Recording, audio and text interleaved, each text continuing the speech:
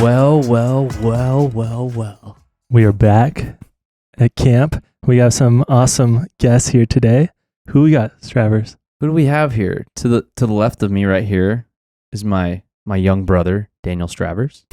And who do you have next to you, Ryan? We got Slade. And I can't pronounce his last name, but it's Slade. Echeverria. Echeverria. And now, this is Ann Arbor. We've got Ann Arbor in the house. Hell yeah. What's up? What's up? Let's go. Thanks for having us at camp. Yeah, this is Ann Arbor's first time to camp, correct? Mm-hmm. True. Yes. How does it feel so far? Feels great. I got a cup with cats on it, so I'm freaking stoked, dude. Is there anything in there? You hiding anything? Yeah, don't. Yeah, it's secret. Don't look. It's not in your business. Smells a little strong there. Yeah, I like it straight up, you know? Yeah. With the kittens. Dude, this is fun. I'm excited we're doing this. I feel like we probably should have done this a very long time ago. Yeah. Yeah, a lot of people don't know that these guys are brothers, like kind of everywhere we go, because there's just like so much relation between all of us together in the bands and stuff. I know. So Yeah. getting it together, it's like, oh, they're brothers. It's great. We have history of, like, I remember way Dan's back been in on the the day podcast playing before. Brophy with you guys. And, like, Yeah. we'll get into a bunch of cool stuff, but there's a... Dan is known to some of our listeners on the podcast, not only because he's my little brother, but there is also as a victim of the shower curtain story. Have you heard of this? Do you know what we're talking about? Yes, I do. Yeah. Yes, I've heard that he traumatized him. Make bro, a long 'cause I've story heard this short for story. anyone that just needs to get caught up. So it is one of the great camp stories here that we do share around the campfire sometimes. It's epic. I wiped my butt on the shower curtain at the age of 6 years old, blamed it on my little brother, and my mom believed it. Yeah. She didn't And- know you guys' different smells yet? I don't know. Dude, wait, did your mom smell know you that's how and it your worked. brother's poop? to Yeah, tell she'd the be like, no, difference? that's Eric. That's Eric. So That one definitely smells like Eric. you guys, she's driving. You guys are in the back seat, and someone shit their pants. Like, definitely Ryan. Right. That was a Ryan one. Definitely, bro. A lot of nicotine in that one. At the age of 4, you were ingesting nicotine pouches. Just a few years later. 12. Yeah, man, we got Ann Arbor on the podcast today, and we go way back, dude. And I kind of want to take it there. I want to take people back. Let's go take back it. to the Let's beginning. Take it. So this is what I remember about Ann Arbor. So first, you were called Troop 101, correct? Correct. Now, the first show that I ever played was at St. Andrew's Catholic Church for a Battle of the Bands, which my band, The Evade, Yes. was playing a Battle of the Bands, and Troop 101 was one of those bands. You guys beat us. I'm still actually mad about it. I was gonna say who And won. and the reason I brought you guys on the podcast today is to confront you about this. Do you remember who I, it is? I still believe the Evade should have won, but we didn't. And Troop 101 won. I think you guys, I think we tied with you guys or something. I think there was like a weird tie thing going on. there was a weird tie thing, but either you beat us or we tied. But I think Do they know about the Evade though, like the music and stuff like that? I don't think so. I don't We were think like so. screamo, like, angry. Yeah, it was The intense. Locust. It was intense. It was intense, but I mean, Austin- it wasn't bad. It was just like, And at the time, you were really good friends with Austin Vanderburg. yes. And Was he the singer? He was our singer, screamer. Screamer. He sang too, but mostly screams. Scream. Yeah. Calvin, my good friend Calvin, was the guitarist. And yeah, it was the first show I ever played was that Battle of the Bands. It's crazy. And you were on that show too. So that's how far go. That's How old were you? 14. 14 years old. Yeah. Dude, that's crazy that that's a job that, like, there's like, oh, like, what do you do for a living? It's like, I'm a screamer. Scream. I scream better than most people can scream, and people pay me a lot of money to scream. That's nuts. I mean, Yeah. I kind of is like, you'll like be scrolling and you'll see these like people doing tutorials on how to scream. I'm like, oh, I mean, I guess it is like kind of like Well, there technique, is right? there is a correct way to scream so you Right, don't hurt yeah. yourself, Right. right? Yeah. I remember I don't Andy know. had these. Wait, do it real quick. There's a vocal lesson, a lady that doing the vocal lessons of metal. I forget what it's called, but it was like this metal girl teaching you how to like sing correctly and not destroy your voice. But I have to look it up. I can only imagine like the what's going on with those screamers and their voice. If you don't know how to like properly do it, I'm sure you're just gonna tear your voice up. So. Yeah. Yeah, I can't like gotta be talk for a whole serious. night, and Yeah. then the next day my voice hurts. Even after a show with us, like I'm like get a little quiet because I just did like an hour worth of singing. So I'm like, hey guys, yeah, it's good. Yeah. So I can't imagine just puking in a mic. You know? I know it's gotta, or like when you're sick, on tour? Oh, that's the worst, dude. You're sick on tour. You have a sinus infection. You have to scream for an hour and a half. Yeah. Oh my God. Or like your stomach hurts, like you're like nauseous, and you're just like, I got to go scream with my entire body right now. Yeah, no. You can't like half-ass. Or what if you're like, scream. or like, what if you're like becoming really zen? You're doing yoga, but then you have to like go scream, but you're not really even mad anymore. You're just like really. You already got that angst out. What if you're what if you're like in a really good mood and good place in life, and like everything's going great, and you have to scream every night? That's when you get kicked out of the band because You need something crazy to happen. When we were younger, Andy used to do this thing where he would tell all of us repeatedly that metal music isn't music. He like hear like one of our friends' bands that are in like a metal band, like they're big. He's like, this shit's garbage. That's not even music. This isn't music. I never had a metal phase. I will say, I've never been into the metals. I did get a bad haircut once, and then I was just seen for like 4 years. But I never got into the music. Yeah, That counts.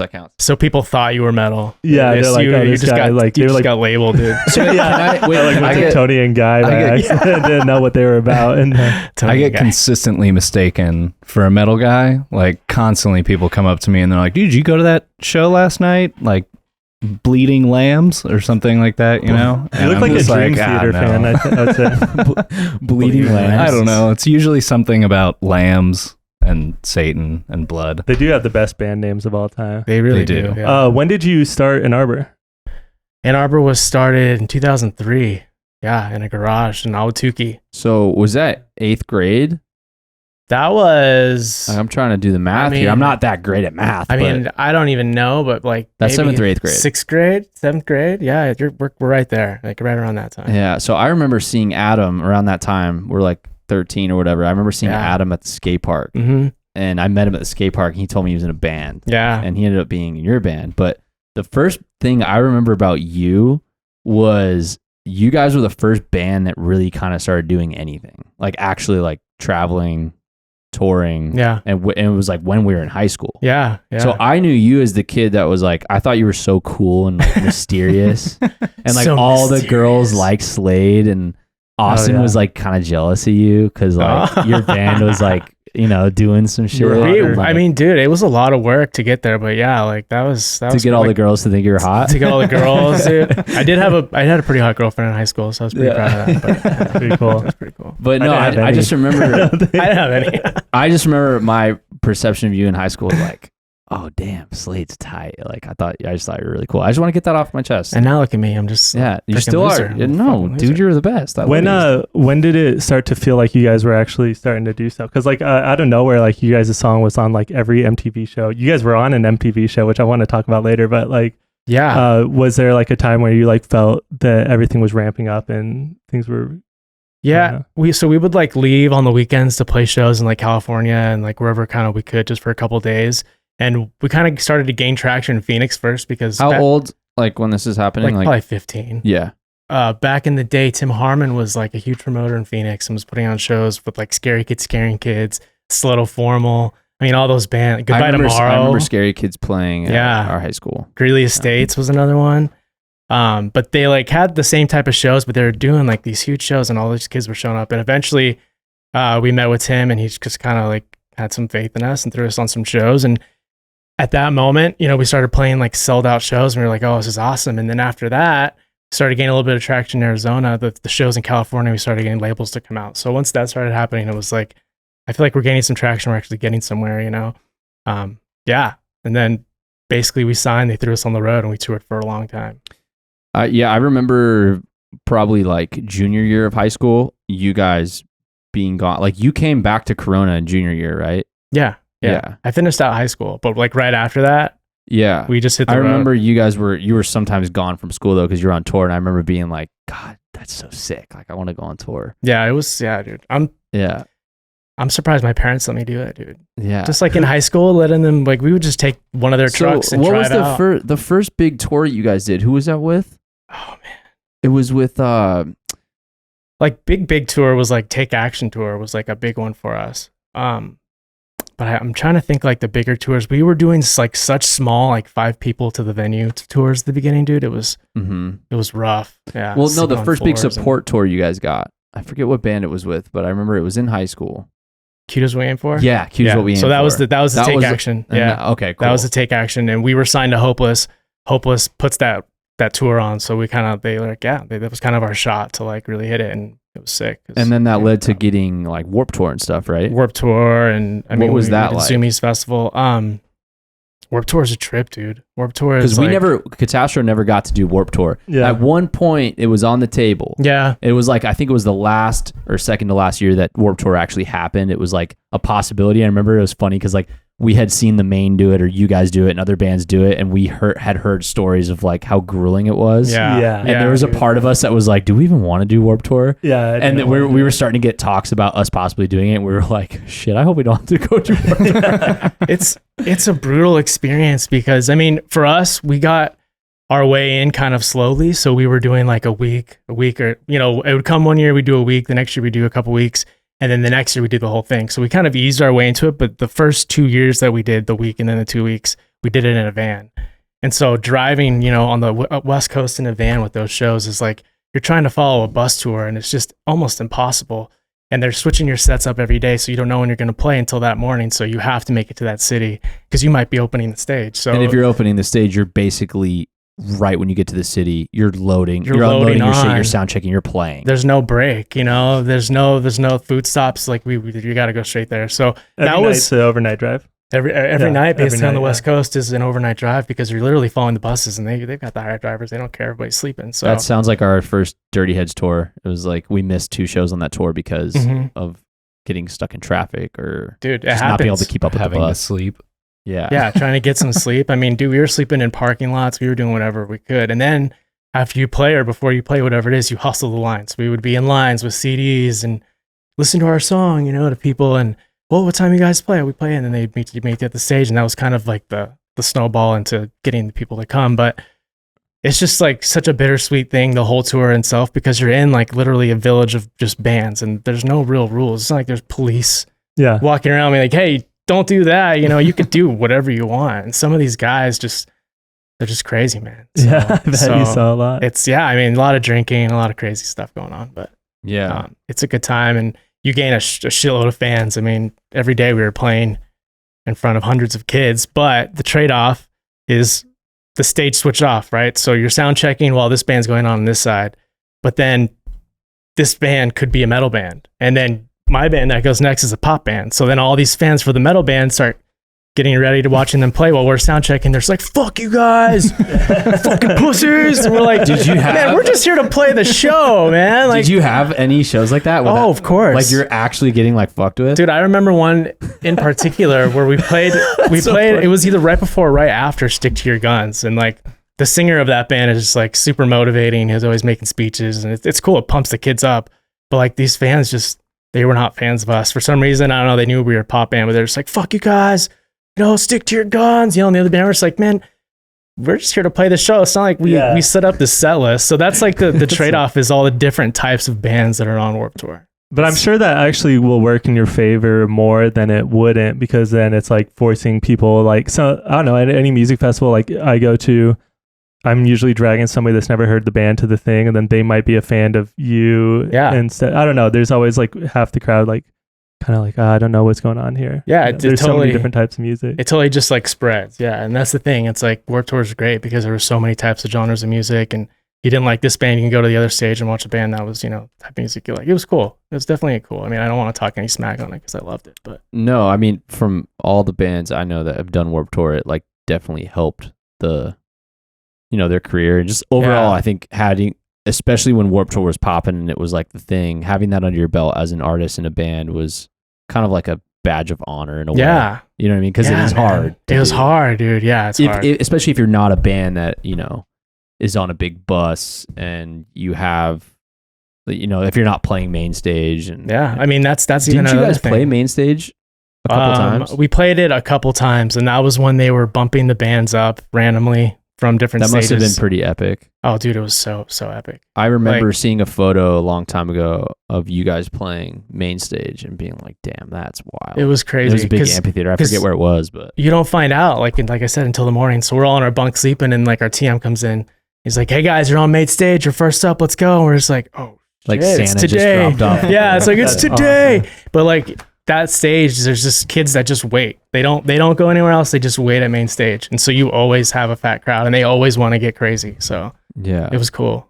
And it was What easy. I always liked about when like our friends would go on Warped Tours, they become friends with all these bands that were just completely out of the scene. It's like they're like, oh yeah, we're friends with like G-Eazy and then also this band from Japan now. And you're just like, oh, that's sick. Yeah, dude. It just seemed like everybody on the tour was kind of like, not everybody was a community, but it's just like, it kind of exposes a lot of different things to a lot of different people. Yes, absolutely. A lot of big, even like pop stars and stuff started with Warped Tour. Like, didn't Katy Perry do Warped Tour? Eminem did Warped Tour. Yeah, dude. A lot of artists you'd think would not be like a Warped Tour band have like done Warped Tour. Yeah, I remember seeing Katy Perry. That was like the year that we did the 2 weeks, and we did like a couple of days with Katy Perry, and she was on a small stage, dude. And the people, I had never seen such a big crowd for like one of the medium stages. You know, it was crazy. And that was like right after her and Travie McCoy broke up, and they were on Warped Tour too, or something. There was something weird with the Gym Class Heroes and her, and it was Well, okay, so I don't want to spend too much time on this, but Gym Class Heroes are like kind of a reason why Katastro started. Because really, in a because you love Travie McCoy. None of us ever like really liked or listened to Gym Class Heroes, but Pat Kirch put it in Andy's brain that he should start a band because Gym Class Heroes were doing well at that time. Yeah. And they had just popped off with that cover they did with Fall Out Boy singer. And so Andy was like, all right, I guess I have to start a band because Pat's telling me I should get a band. And so Andy called me and was like, can you play drums in my band I'm starting? Like, I want to start a band. I thought he was kidding, you know what I mean? But anyway, it's just kind of funny, like Gym Class Heroes. No, that's like, actually, I remember they were big at that time. That's a cool story, actually. Yeah, it's kind of funny. Yeah, that's actually pretty cool. Dude, I remember Gym Class Heroes did a tour with RX Bandits, which is like such a weird. No way. I feel like RX fans would hate them. They hate it. I would feel like that's weird. I mean, that would be cool to see them both together, I suppose. But I mean, that was one of the only RX tours I missed, and everybody's like, dude, it was all bros. It was just all bros for Gym Class Hero, and then like weirdo heroin addicts for RX Bandits. So, what year? Maybe I want to talk about how my brother got into the band, but what led up to that? I guess. So let's see. What happened in between that period? I think maybe 2012. I could be wrong, but we were going to do Warped Tour. We jumped on a conference call. The other guys were like, hey, we don't want to tour anymore. We don't want to do this. We're done. We're done touring. We're done. Did they all say that to you at the same time? Like they had already had this conversation and then came to you and said like, it's possible, but the way that it sounded on the phone was more of like, yeah, I agree. You know, I'm kind of burnt out. You know, the other one's agreeing. And it was like, in the moment, it's like, okay, well, I guess I agree too. But then after you think, and then you have, you know, your manager's like, you can't cancel Warped Tour. That's just going to put a bad taste in people's mouths, especially, you know, Kevin who puts it on. And so I was like, well, I'm not going to do it by myself. And so we talked for a long time, went back and forth, and I finally found like a super team to get it all going. But after that, I got them together. We played Warped Tour, and then we did Australia Warped Tour. And then I was like, I'm taking a break. I'm taking a personal break. I don't know if the band will keep going. I didn't know what I wanted to do. And then I think, what year did you jump in?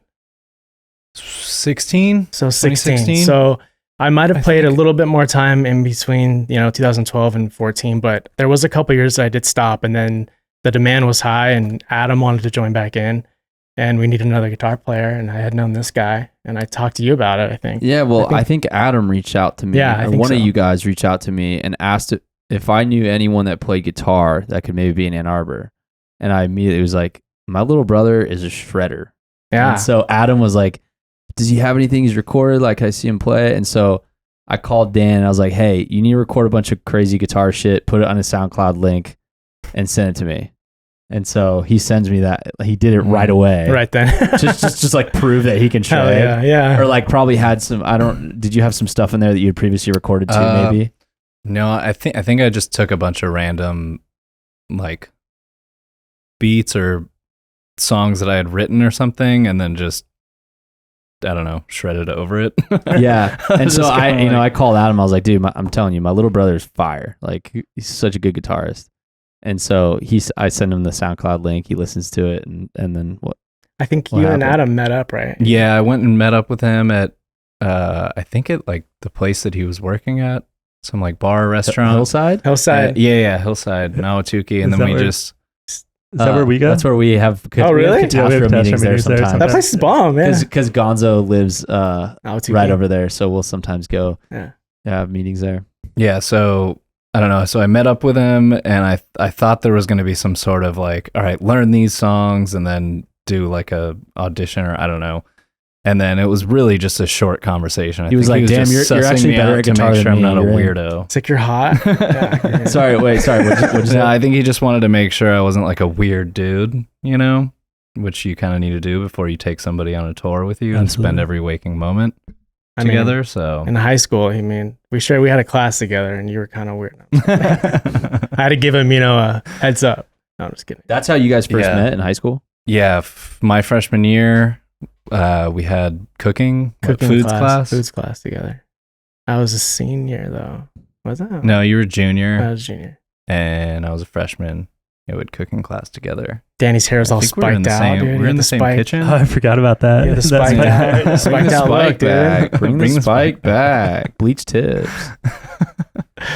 So what happened? You jam with them for the first time? What's the deal with that? What was it? No, once you gave me like the okay, I think you guys gave me a set list or half a set list, and I started learning some songs. Then you and Adam came over, and Came we over to just your did house. like an acoustic run through Yeah. of a handful of songs.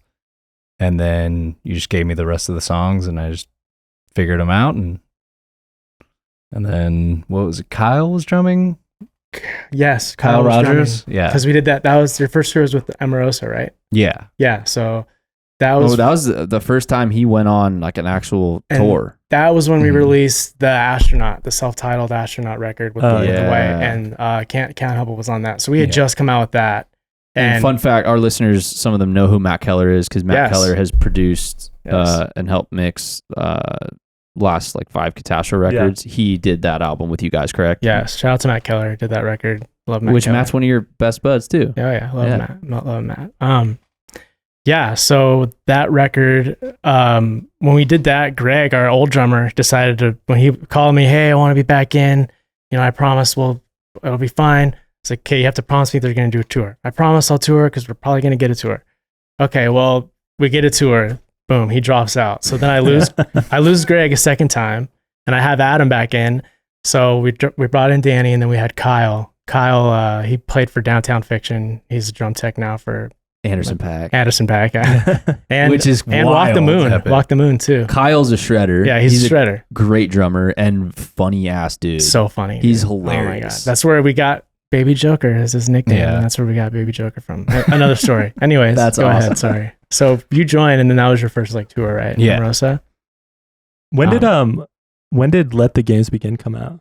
Because I feel like in my memory, that's when you guys really started Yeah. taking off. That came out with it was on Free Your Mind, I think, and that was our first EP with Hopeless. So they were really pushing it, and for some reason on that same, I think EP is when Scooby-Doo Cartoon Network came to us, and they were like, "Hey, we want you guys when you guys did this to do the theme song," and we were like, "Okay," and they're we also want you to do original, and we were like, "What? That's why us?" Yeah. That's so weird.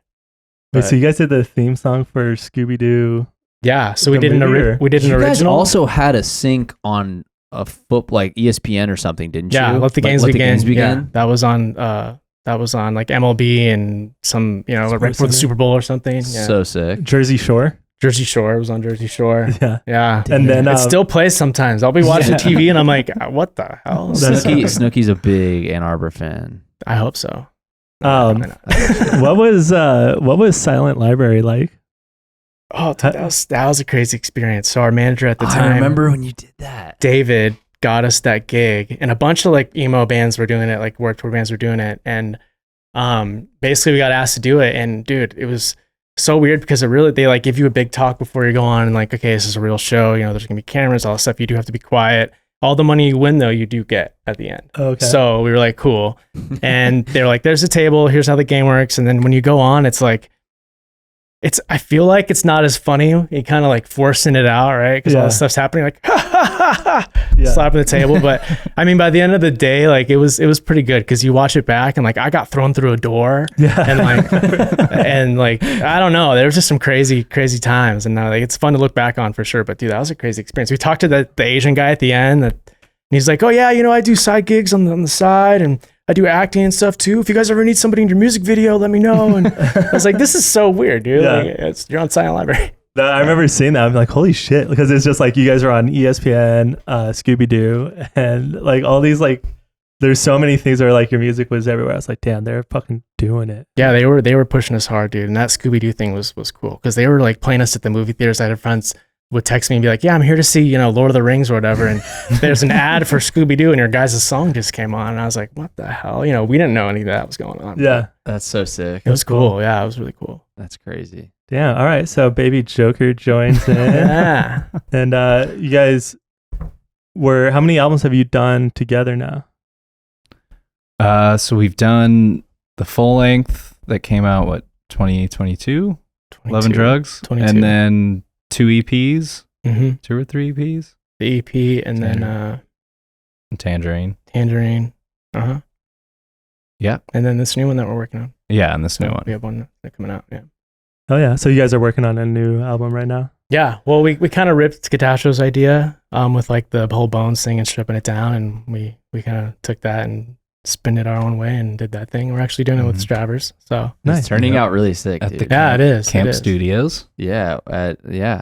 So They've been recording at camp, yeah.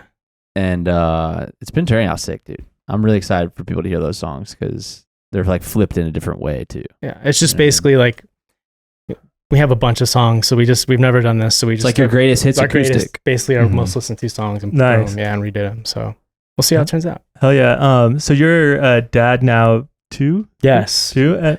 3. Yeah. 3. How's that changed like your views on touring and wanting to?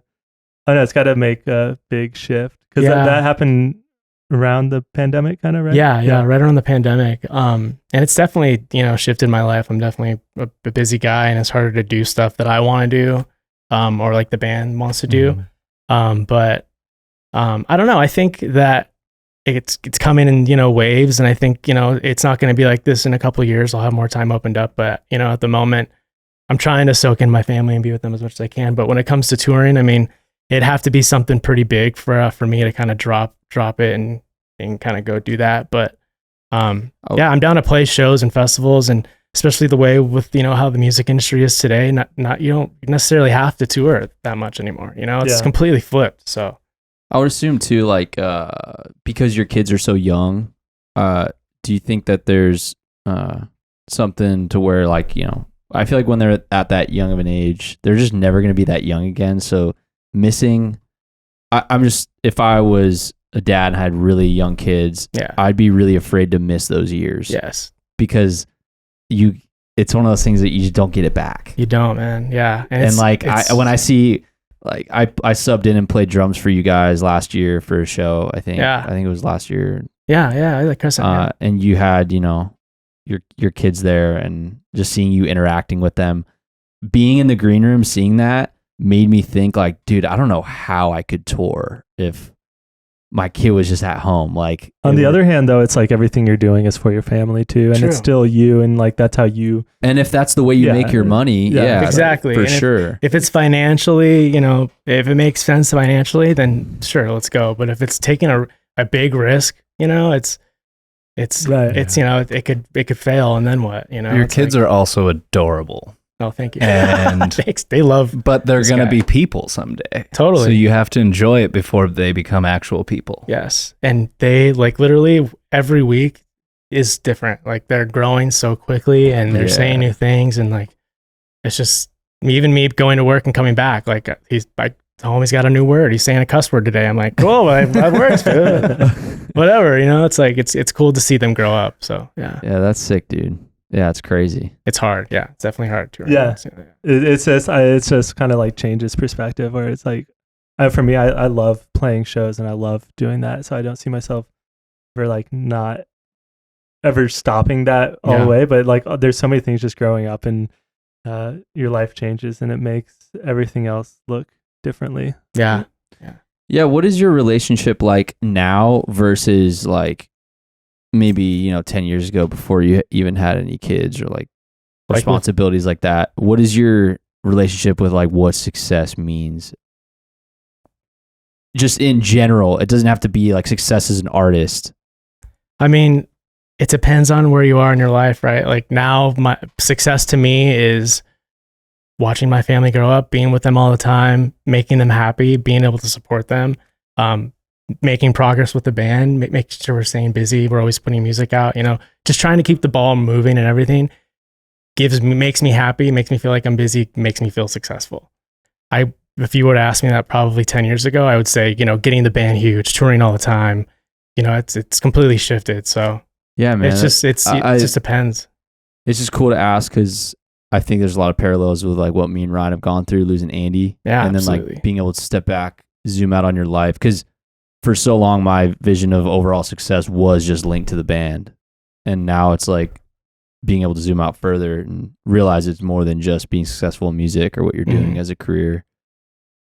But those other areas of your life that are really meaningful and important. My perception has totally changed of just like more now. Before it was definitely like, make more money, be a bigger fucking band and have the kind of stuff. And now it's been more like, how do I fit as much things that I really enjoy doing into a day? Like if I can make my life just making music and fucking fly fishing, like that's all I want to do. And I think I can do that. And so it's like that is success. I don't need all the stuff that I thought I needed. And, and so it's like, yeah, I don't know. It definitely, it's a lot of like growing up and also just having that whole switch of stepping back and not being able to play shows and looking at things differently. It's wild. It is growing up. And like, this is kind of a tangent, but just like when we started our band, when you guys started before us, it's like the music industry has completely shifted. It's 100% different. And it's like the MySpace days where bands were, it's like bands were making a shitload of money. They're still spending, $1 million on music videos and stuff back then. It's like, and now it's changed so much with TikTok and just like, how do you get 1 minute out there to the most people? And then how do you ride that wave if it happens or if it doesn't happen? Does it matter? It's like, what have you noticed, I guess, or like adapting? Because I always feel like I'm getting so old and there's all these new things. There's always a new app and I'm like, oh, I'm not like, I don't want to do another. Slade and I always have this conversation. I'm failing, dude. That's the answer, is at least for me, dude. Like I have a hard time even finding time on my phone to like scroll for a long amount of time into something that I like. I can't get into a rabbit hole because I'm always being distracted by something. Yeah. So, I mean, yeah, it's just. We always have this conversation about how like everything's evolved so much and changed to like, where we're like, we got into music to play music and not to be content creators. Yeah. So it can be really frustrating because there's all these different people telling you what the right path or what you're supposed to be doing. And it's trying to figure that out while still like maintaining the essence of the band without just being like, all right, we need to set up our phone on a tripod and like pretend play or whatever, all these things. So we are working on that and trying to find like a new way. I've been getting into a lot of like videography stuff and we're going to try to start doing some like artistic content or something, almost like mini music videos or something, because even music videos are like you said, like it's not such a thing anymore. And even if you put out the dopest music video, getting somebody to watch the whole thing is hard because people have such a short attention span. I can't remember the last time I watched an entire music video. I'm not joking. Yeah, me either. It just seems so like ingenuine, It's like you can write 30 seconds of a song, throw it up on YouTube with you lip singing to it, and it could get 1 million, fucking likes. It's so offensive. But here we are. I hate it. Here we are spending our time and doing this, and then I got to go and make a video of me lip syncing that shit. I'm 34 years old, bro. Dude, I'll never remember this. When we put out Sucker, we spent like a lot of money on a music video. I don't know, probably like $5,000 or $6,000 on some video. It did good on YouTube or whatever, kinda. And then kinda. And then I shot a video on my phone of Andy singing in the studio, and that went like dummy. Like, Fucking just, dummy, yeah, see. And it was just like, I remember thinking like, it's all switching. Like people, I think, are sick of the overhyped like facade of all of it, and they're kind of more interested in like people being real. Yeah, our it most seems like liked content, even like on Instagram, wasn't like necessarily our professional photos. It was like the phone photos that we had, or just like phone video, and like how do you like portray more of a real life? But it's the same thing. It's like, dude, I'm 33, almost 34. I don't really want to become a fucking TikToker. Dude, it's not too late. It's not too late. I know. I could do it. I do have a ring light. I'm pretty sure Stravers stole it from me. I haven't seen it in a long time. No, but it's different. And on the other side is like anything can fucking happen with it. Like the kind of cool thing about TikTok is it's not really relying on you to go viral with your own music. It just relies on somebody that anybody in the world can go viral with your music, and then that will change your life. Which is kind of what happened to us. Yeah. Like we had this weird... That's right. We did. What was it? Whenever like TikTok started getting big enough that we were like, oh, I guess we have to make one. We make one. I just search like hashtag Ann Arbor, like see what's going on. And I noticed that our song 18 just was like had gone viral on its own somehow, some just way. through, I'm assuming, a bunch of 18-year-olds, making videos with the song, and then all of a sudden, that song just started skyrocketing and became our number one song on Spotify, and I think brought us a lot of new fans, and then now that's become kind of a song that is solidified, kind of has to stay in the set.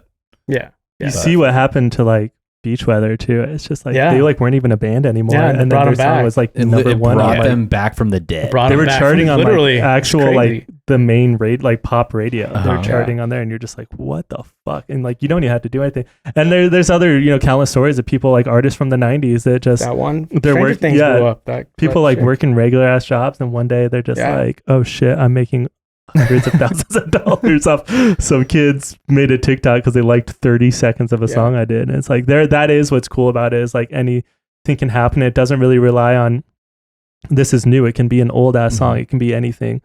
Where that doesn't really happen anywhere else in the music industry, where it's like suddenly your song that's like 10 years old is gonna get popular unless it syncs randomly with something. But it's wild. It's like the Wild West out there, dude. Anything's possible now. It's crazy.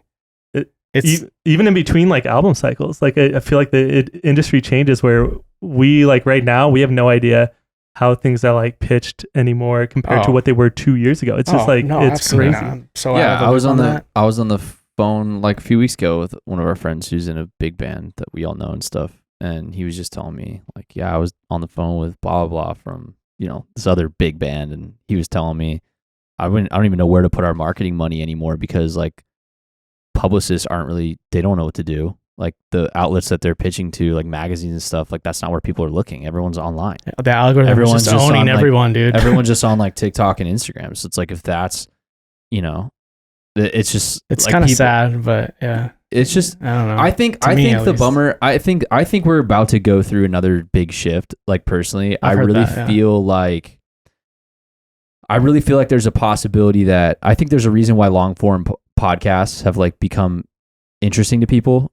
I think people do want long form stuff, and even though right now like people are like, no one has intention to spend all this stuff, I think albums will come back. I think albums are going to come back, and I think people are going to want like a body of work. You know what I mean?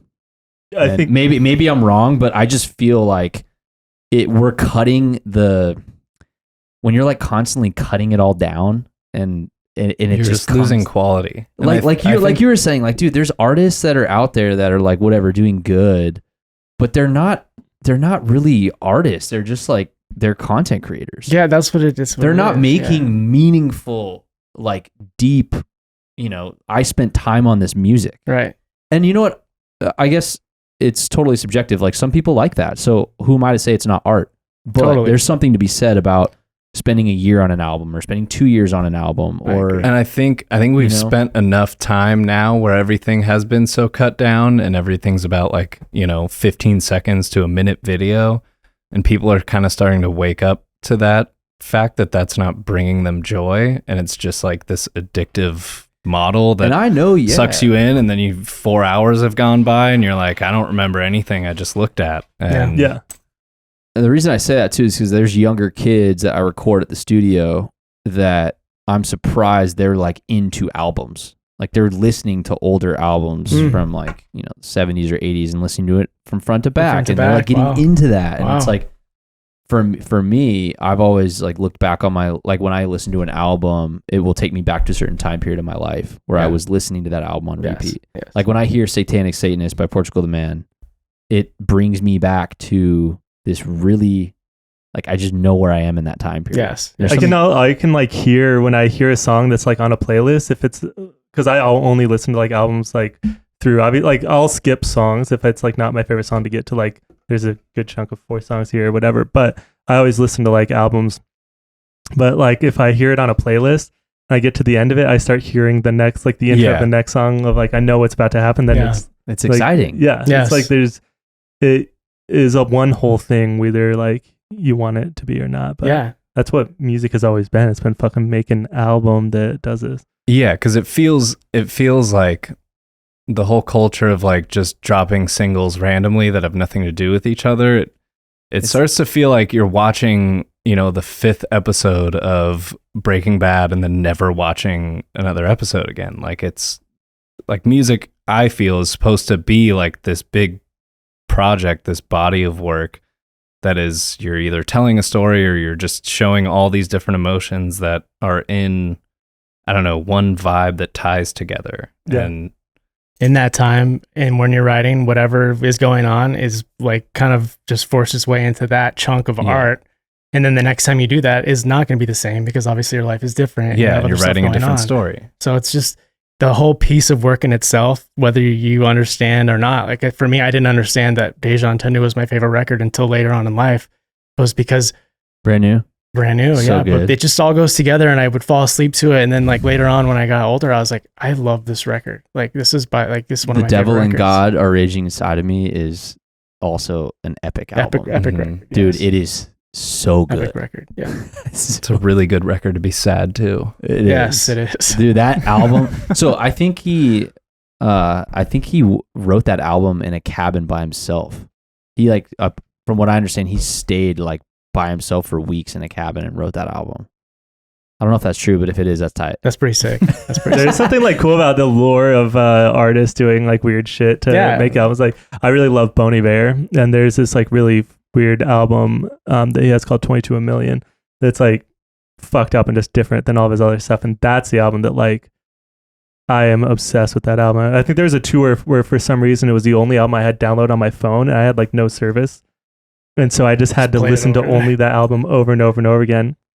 But I remember hearing or reading a story, I have no idea if it's true, but it was like he's from Wisconsin and he was in like a cabin in Eau Claire and just like stayed there for like a year. And it was just like cutting old tapes together and like taking Neil Young tapes and trashing it and then sampling that and just like experimenting. And the album is like very experimental and weird, but it just is cool. I've always wanted to do that myself. Just be like, I just want to go fuck off for like 6 months and see what I do. Like see what I can come up with. I think there's something exciting to taking big risks.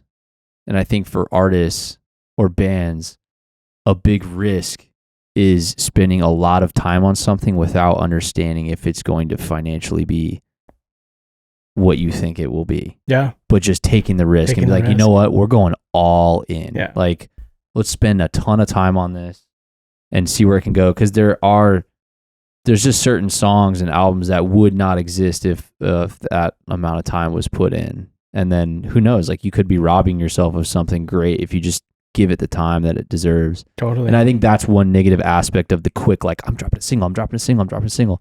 Like, I know artists that go in the studio and they don't spend more than a max of like 2 hours on a song. And it's like, that's wild to me. It's just like, and sometimes it's like, I can hear that. I can tell you finish that in 3 hours, including the mixing. And all on the other hand, like sometimes like some of our best songs, they came together in a day, Totally. It's like when it's hitting and it's clicking and everybody's on the same page. So I don't necessarily like, I don't think it's necessarily bad the way that everything is. I think it's different for us and maybe more uncomfortable because it's just not what we got into this wanting to do. But I'm sure like it's so much more accessible where anybody can record themselves now and put it out, and that person can be on a fucking massive world tour the next week because their song just blew up, or you know what I mean, there's all this like awesome crazy too. things. It's like, yeah, it's like the lottery almost of like, now you are competing against a million more people, and there is like this larger separation of who's making money, who's not, because there's just so many artists. But at the end of the day, it's like people are going to value, you know, people doing cool shit, I think. And the whole 1 minute sound clips, I think it is going to bounce back, like you said, and people are going to like kind of crave more of a heartfelt story and stuff, instead of being like, there was like a phase where it was just like, oh, have you seen this? This kid's 16, he's on fentanyl, listen to his music. You know what I mean? It was just like everybody would send me something the next day and be like, yeah, this kid is like a child and he's like fucked up. Listen to this one song, you're like, okay, and then you never hear anything about the person ever again. And well, because you still have to maintain that, even if you have one song that just pops off. It's like you still have to write a lot more good songs to captivate an audience that wants to buy tickets to come see you and to maintain your career. I mean, if you want to be an artist, that's really what you want to do. It's great. I saw a video of like Steve Lacy on his tour because his song blew up on TikTok, like massive. Yeah, that song is huge. And it's a great song, but great song. You see his crowds and like they're dead his entire set, and then when he starts playing that song, they all put their phones up and start dancing and like doing stuff, and you're just like, ooh, that's weird. Yeah, because it just changes. Like live shows are so sacred to me, and like that's my favorite part of, like, my favorite things about music are, one, being in the studio and recording and writing, and then the other side is just going to shows, playing it live. Shows, like, but yeah, it's interesting. We'll see where it goes. Just watch us all get duped by AI, man. I'm telling you. Like there's going to be an artist that's got no face or something. And dude, I saw an app yesterday where you don't even have to sing. You just kind of give them your basic, you know, vocabulary, whatever you say, and it'll throw your voice into a song, and it'll be your voice in a song. And it's like, how would I know the difference if that guy can sing or not? I don't know. I don't know how legitimate anything is anymore. It's like, it's crazy. Billie Eilish, Mac DeMarco, tons of like other big artists. I think James Blake. They all wrote this open letter to basically do like a pushback against AI and music. I saw an article for it today, but apparently they're trying to get something signed or put into effect to where, you know, they'll start putting up restrictions, I guess, with like AI and music. Because what it's doing is just taking stuff that's already out there and replicating it. So it is flipping it some way, in a way theft. But it's like, I don't know, man. I think, I don't know. I have like strong opinions about a lot of that shit. But like even like the whole like, and I know this has been popular with like rock, you know, like metal music back in the day, and like the whole like worshiping the devil stuff, like with Doja Cat and all that kind of stuff. I think that shit is so cheesy, and I think it's gonna switch. And I feel like, I don't know, all the AI stuff, like how long is the AI thing going to be popular for? You know, like how long do human beings want to listen to something, like, even if it sounds really good, I think a lot of people are going to be like, yeah, but it didn't come from an actual human. Yeah, I hope so too, but I just feel like, in a lot of ways, it just feels so weird and wrong. You know, labels are just going to own your property, but they'll be like, hey, we'll give you $5 million right now, and then we just own your voice forever, and we'll forever put stuff out. And then, you know, if you're a young kid, you'll just be like, okay, I need $5 million. And then, but if you're a young kid, $5 million is not going to go very far when you get it and you're a rapper or whatever. It's just like, that's like the futures I see. It's like, I don't want to hear an AI version of Andy singing.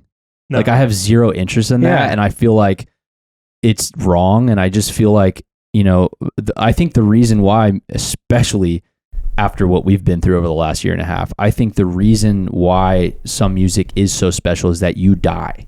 Like, I love listening to Jimi Hendrix knowing that, like, that happened, and now it's never going to happen again because he's dead. Yeah, that's a good point. And there's something very human about that I think people like about music. It's like that timestamp of like that person existing and laying that down and singing, and you being able to listen to that. Like, that's why the music that we're sitting on with Andy is so meaningful. Yeah.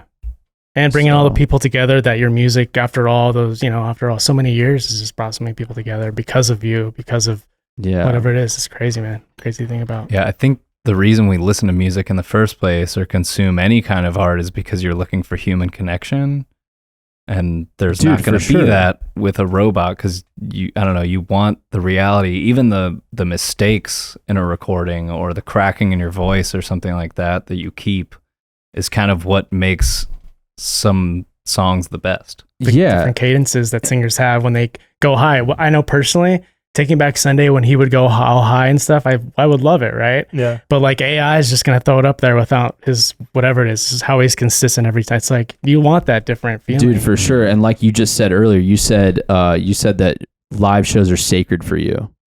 It's like what it is human beings coming together.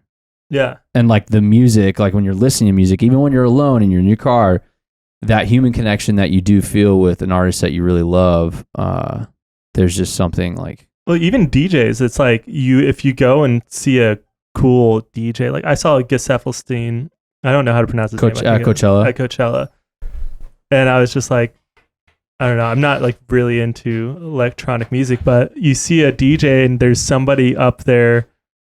It's still a person making the crowd do it, and they picked the way the songs go, and it kind of adds to a thing. It's like, could you imagine walking into like a venue and it's a DJ and it's just the music just plays and it's weird. It's like you feel like you're at a Chuck E. restaurant or Cheese something. robots. Yeah. It's just like so I think I don't know, but who the fuck knows? Because I mean it's gonna get better. I'm sure people are going to embrace it, and it's nothing that like being old and bitching about it. Like that's why I wonder sometimes. It's like, am I just old and I'm just like I feel that way. No, yeah. I'm so jaded. No, it is. It will be interesting to watch it unfold and see what artists push back, which artists embrace it, how like kids react to it. It's gonna get weird fast, dude. Yeah. It's already real getting weird. really weird, and like I don't know. To me though, there's something like me and Ryan just made a new song with Mouse the other day, and Ryan played this like just beautiful guitar part on the acoustic. Nice. You're welcome. Nice. Yeah, it's beautiful. More beautiful than anything Danny's ever done. Highly doubt that. Wrong. But no, we're in the studio, and Mouse lays this like really emotional vocal part over this guitar, and it's just Mouse's vocals with a real wooden instrument, and it's like you can't really you can't beat that. Mm-mm. It's so real, and you feel it here, and it's like, I don't know. Especially in that moment when he's just dropping it real quick, just to like, it's pretty cool. So I don't know. I don't know how far we are from AI being able to like recreate that kind of feeling you feel in your soul. Like that's going to be scary, I think, for me. I think eventually it will have to get good enough, like we're in like remember like 80s like movie effects, like that's where we're at with AI. And then if you look at like video games, like right now we're at fucking Atari level, and now video games, like you can barely tell if it's like real or not, and so it's like it's gonna happen, and it's gonna change everything. But I just don't know what we're all gonna do. Yeah, like, what are we gonna do? No, not even that. Like, if eventually AI is just gonna do everything, right? And then it's also gonna do all the art. And then what do? We fishing. Just become the Wall-E people? That's why Ryan's been getting really good at fishing. Oh, okay. But they're gonna fish better than you. You fly fish too, right? I love fly fishing, bro. Oh yeah. I love it. Do you want to go sometime? Fish? Yeah. I mean, I don't have my own rod. It's been a while. I've got extra. Yeah, I'd love to fly fish, dude. Because I hit the canals and I go like for right the now. I see. I'm always liking your stuff, dude. It's I'm fun. like, it's really fun. We can go catching all the trout and stuff. Yeah, I go for trout like once a month, twice a month. Okay. And then I hit the canals for carp, and it's really fun because they're like 40-pound fish in there, dude. And they're like they're like right downtown Phoenix. I'll take you. I live down there. Yeah, let's do it. That'd be fun. I just lit up. Dude, it's really fun. Yeah, I saw you because you went to Alaska, right? Yeah. So I'll go every once in a while to fish, but like you brought Keller back some fish, didn't you? Yeah. Some fresh Alaskan he told fish, me it man. was fire. Yeah. But no, me and my dad will go to like New Mexico every once in a while, and San Juan or yeah, and then like the Madison River in Montana. That's where I started fly fishing. So I mean, whenever I can, obviously I'm a busy guy, but that'd be fun, dude. Yeah, I like the in-town stuff because I can be like, oh, I'm just gonna go for 2 hours and I can go about my day. Yeah, you know, so it's yeah. like I wake up and go hit it. It's a quick spot. Have Yeah, fun, yeah. that's cool. I'll take you for sure. That'll be fun. But sorry to derail. Hey Dan, what are you doing? What are you doing later today? Fly fishing. No, I'm stoked we got you guys on the pod, dude. Yeah, that's a lot of fun. What do you guys have coming up? What's currently going on? Like, what are you excited about? We got this acoustic record that we're working on. It's taking forever. It's my fault, but yes, we're working on that. Nah, We have one more song to finish, and then we're done. Yeah, So that'll be coming out soon. Mesa Music Festival on April 19th. Yes. It's going to be really fun. Did that Where- last year. Where's that? Mesa Mesa Music Outside Festival. the Nile, I think. Yeah, it's Outside like the Nile, it's though? like a whole festival in the downtown area. They have multiple stages, but I think we're playing at the Nile. Cool. Right. Something like Yeah. that. Yeah. So yeah. Yeah, that's it for now, I guess. Oh yeah, well, for stay shows. tuned for new Ann Arbor. I think. Where can people find Ann Arbor online? at Ann YouTube, Arbor. Spotify, Amazon Music, Everywhere at Ann Arbor. at Ann Arbor, right? Yeah. TikTok. We'll put all that stuff Instagram, in all the that Is TikTok still captions. going? Have you guys? I don't have it. It's on. It's still. up I thought they for banned now. it or something. I don't know. Okay. Yeah. Maybe we'll see. Maybe they'll ban it with the AI, dude. No, it's here to stay, buddy. Sorry. It's here to Better say. give me my ring light back. All right. Thank you guys for coming through. This Yeah. fun. Yeah. Yeah. Thank you guys for having us, man. Yeah. Love y'all. Love you.